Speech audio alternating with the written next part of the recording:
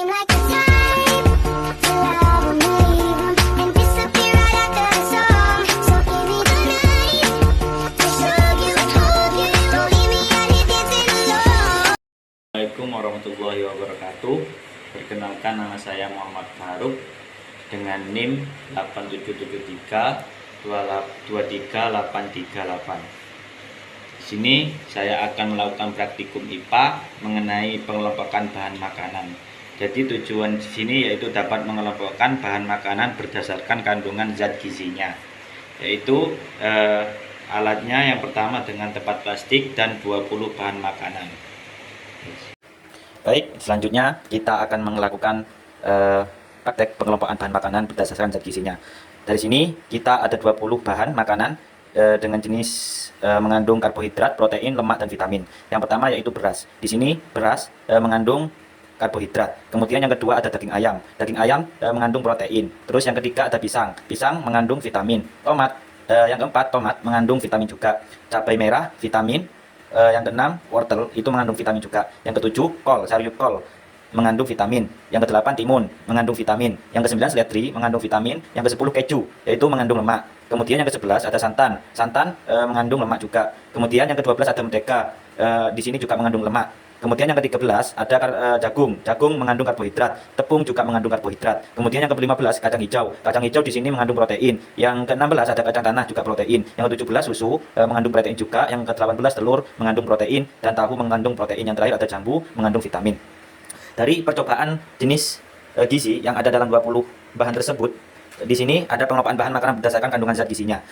Kita dapat disimpulkan bahwa terdapat 20 bahan makanan yang dijadikan sampel yang mengandung karbohidrat, protein, lemak, dan vitamin. Mungkin itu saja yang Baik, ya tadi yang pertama sudah ada pengelompokan bahan makanan, dan selanjutnya yaitu mengenai pengelompokan sayuran. Di sini dalam pengelompokan sayuran itu berdasarkan ada 20 macam. Yang pertama ada bayam, dan yang terakhir ada tauge. Dari pengelompokan sayuran tersebut terdapat ada sayuran daun, terus sayuran buah, kemudian ada sayuran akar atau umbi, kemudian ada sayuran kacang-kacangan, dan yang terakhir ada sayuran tunas.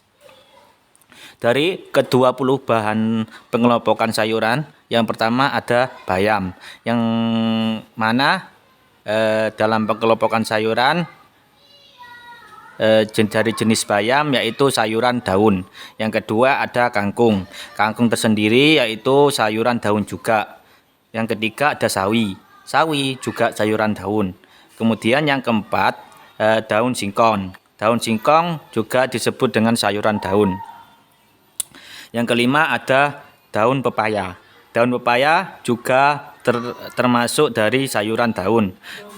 Kemudian yang keenam ada tomat. Tomat tomat tersendiri bukan sayuran daun tetapi sayuran buah. Yang ketujuh ada terong, sayuran buah. Yang kedelapan cabai, sayuran buah. Yang kesembilan melinjo, sayuran buah. Yang kesepuluh nangka, sayuran buah. Yang kesebelas ada walu, walu juga sayuran buah. Kemudian yang ke-12 ada wortel. Di sini wortel dalam praktik ini termasuk dari jenis sayuran akar atau umbi. Yang ke-13 ada kentang, juga termasuk sayuran akar atau umbi. Yang ke-14 ada kacang panjang. Nah, kacang panjang tersendiri termasuk sayuran kacang-kacangan. Dan kacang merah termasuk sayuran kacang-kacangan. Yang ke-16 buncis, juga sayur kacang-kacangan. Yang ke-17 kapri, juga sayur kacang-kacangan. Kemudian yang ke-18 ada mentimun. Mentimun tersendiri jenisnya termasuk sayuran buah. Yang ke-19 ada rebung. Rebung termasuk jenis sayuran tunas. Dan yang terakhir yang ke-20 ada sayuran tunas juga. Tauge termasuk sayuran tunas juga. Itu pengamatan dari pengelompokan sayuran atau jenis-jenis sayuran dari bayam sampai toge itu termasuk sayuran daun, sayuran buah, sayuran akar atau umbi, sayuran kacang, kacangan, dan yang terakhir sayuran tunas. Jadi ke 20 bahan makanan sayuran tersebut terdapat 5 jenis. Yang pertama sayuran daun, kemudian sayuran buah, yang ketiga sayuran umbi atau akar, yang keempat sayuran kacang-kacangan, dan yang kelima sayuran tunas. Kemudian yang ketiga yaitu membuat menu makanan berdasarkan 4 sehat 5 sempurna. Jadi tujuan di sini saya itu dapat membuat menu makanan dari bahan makanan sederhana sesuai dengan slogan 4 sehat 5 sempurna. Jadi tubuh itu membutuhkan gizi yang seimbang dari makanan yang kita konsumsi. Makanan yang bergizi seimbang adalah makanan yang disebut dengan 4 sehat 5 sempurna.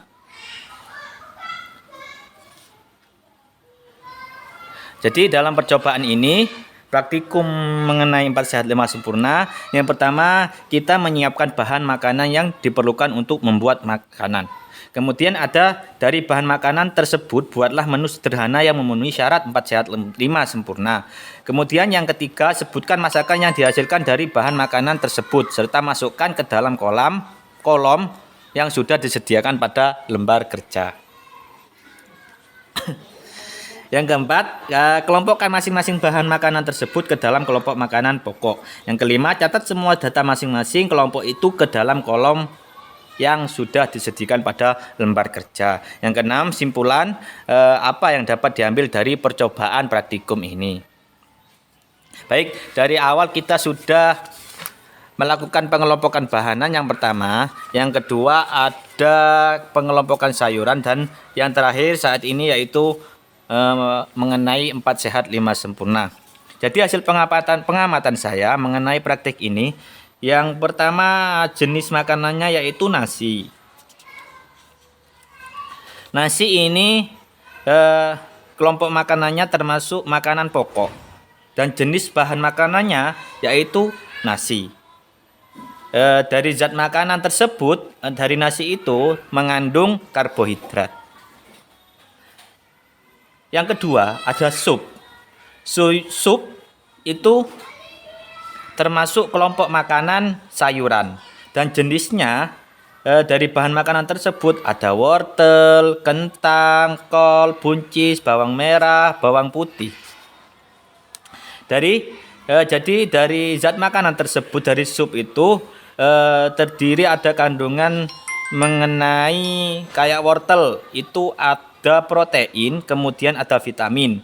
Kalau kentang itu ada karbohidrat, kalau kol itu ada karbohidrat, protein, dan vitamin. Kemudian buncis itu mengandung zat makanan karbohidrat, protein, dan vitamin.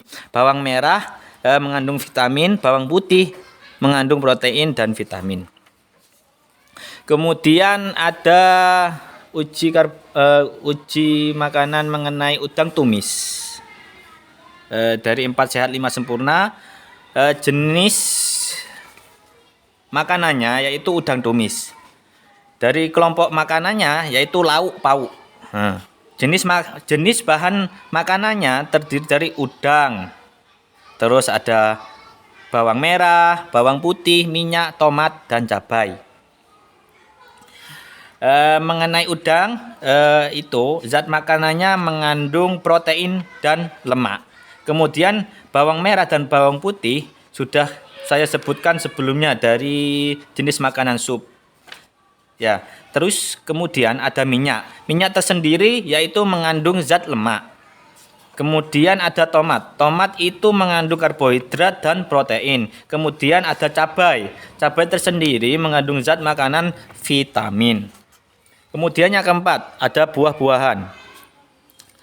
Buah-buahan tersendiri itu kelompok makanannya disebut buah.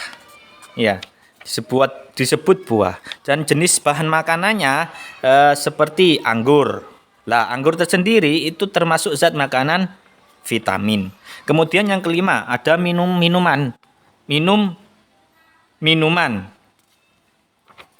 Dan kelompok makanannya disebut dengan minuman dan jenisnya di sini ada susu. Susu tersendiri mengandung zat makanan. Yang pertama protein, kemudian lemak. Mungkin itu saja mengenai hasil pengamatan dari saya mengenai 4 sehat 5 sempurna. Jadi dari kelima 4 sehat 5 sempurna itu ada nasi yang pertama, yang kedua ada sup, yang ketiga ada udang tumis, yang keempat ada buah-buahan dan disempurnakan dengan minuman. Bisa disebut dengan susu seperti itu. Ya. Mungkin itu saja praktik dari saya mengenai pengelompokan makanan